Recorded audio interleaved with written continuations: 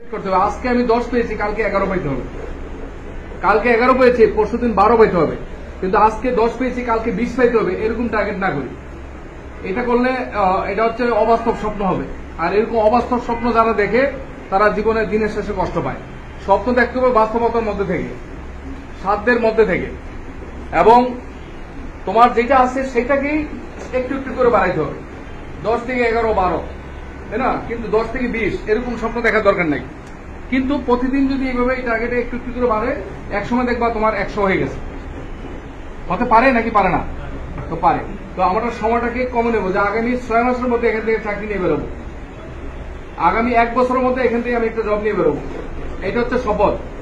এবং এইটার জন্য প্রতিদিনই নিজের সাথে নিজের কম্পারিজন করতে হবে যে আমি আজকে পরীক্ষা দিলাম, কালকে আমি পরীক্ষাতে আজকের পরীক্ষার চেয়ে একটু বেশি পেয়েছি কিনা, সিলেবাসটা কভার হচ্ছে কিনা, এবং আমি যা পড়তেছি পড়া এগুলো ঠিক মতো পড়া হচ্ছে কিনা, পড়াটা ধরে রাখতে পারছি কিনা। এই কাজগুলো নিয়মিত করি সততার সাথে। দেখো, তুমি তোমার সাথে সৎ থাকতে হবে। আমাকে দেখে তুমি মানে মানে ভালো সাধু সেজে গেলা, আমি চলে গেলাম, তুমি কি আবার আগের জায়গায় বাদ ফেলে শুরু করলা, এটা তো you are cheating yourself. তো নিজেকে নিজের প্রতি সৎ থাকতে হবে, ঠিক আছে? কারণ তুমিই জানো তোমার সার্টিফিকেট একমাত্র তুমিই দিতে পারো, তোমার আসলে কত গ্রেড কি ভাব হচ্ছে, তাই না? তো আমরা নিজের প্রতি নিজের সৎ থাকবো, সময়টাকে কাজে লাগাবো, এবং প্রতিটা মুহূর্তে চেষ্টা করবো যে আজকের পরীক্ষাটা ইনশাল্লাহ আজকের পরীক্ষা আমি যা পেয়েছি আগামী পরীক্ষায় তার চেয়ে আমার 1 নম্বর হলে বেশি পেতে হবে। কিন্তু নাম্বার যেন কম নয়, লাইফের মোবিলিটি যেন নিচের দিকে না যায়, আপওয়ার্ড। 1 বেশি পাই, কিন্তু আপওয়ার্ড মোবিলিটি হবে। এবং লাস্ট পরীক্ষাটা যেদিন দেবো সেদিন যেন আমার প্রত্যাশিত স্কোরটা আমি পেয়ে বেরোই, ঠিক আছে?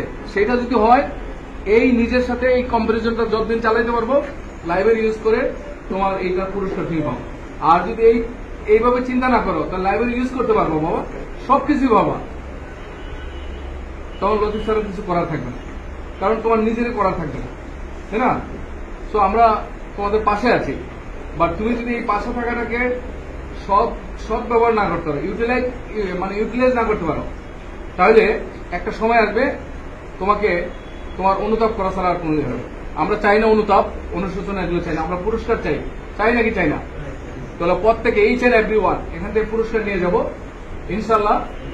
আমরা একটা ভালো একটা কিছু চাই এবং সুখবর চাই। আমাকে জানাই অন্তত, চুপি চুপে পুরস্কারটা নিয়ে চলে যেও না, একটু জানাই যে অন্তত পাই গেছে, অন্তত দেখলাম তো যে তুমি কি পাইছো না পাইছো, পরিশ্রমটা কাজে লাগছে কিনা, তাই না?